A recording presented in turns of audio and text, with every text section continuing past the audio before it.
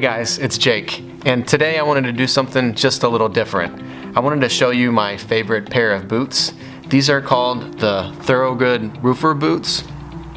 If you've ever seen these before, the guy on Mythbusters, Jamie, he wears these. He's been wearing them for years, and that's actually where I saw them. I saw those boots and I was like, man, what kind of boots are those? So I got online and I looked them up and I figured out they were made by the Thorogood brand, which is a USA made boot company. I actually wear some of their other boots at the firehouse.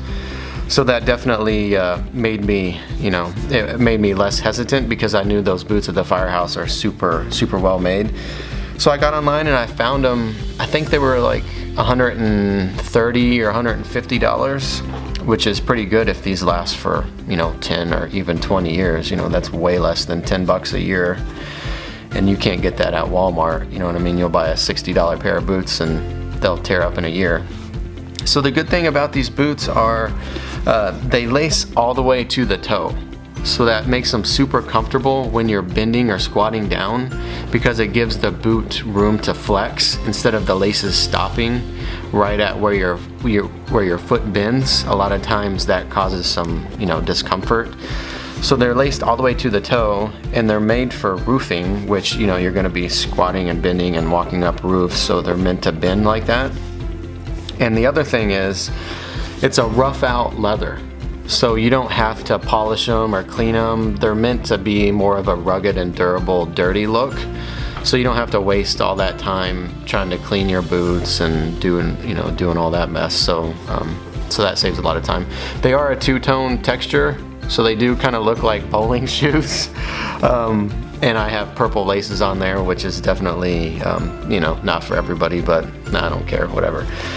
So the main thing about these is they took a long time to break in, probably close to 6 weeks.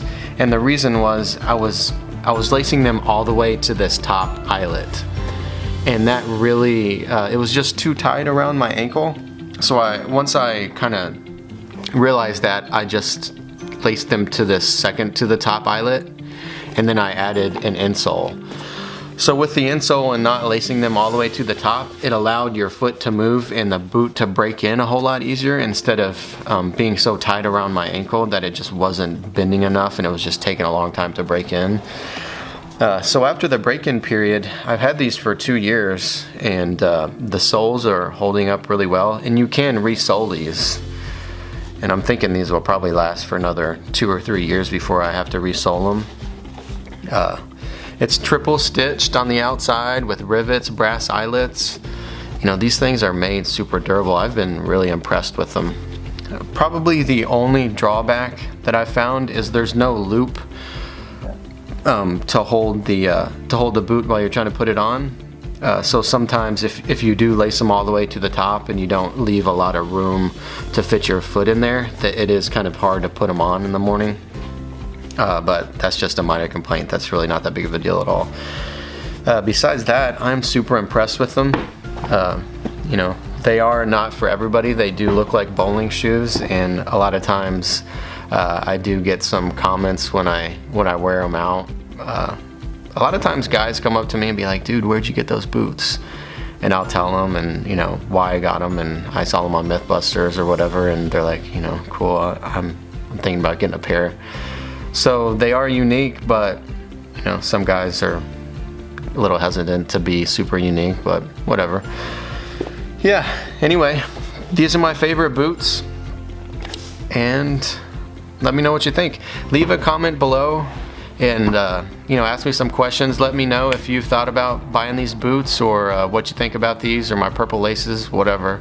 It's not gonna hurt my feelings. But anyway, thanks again, guys.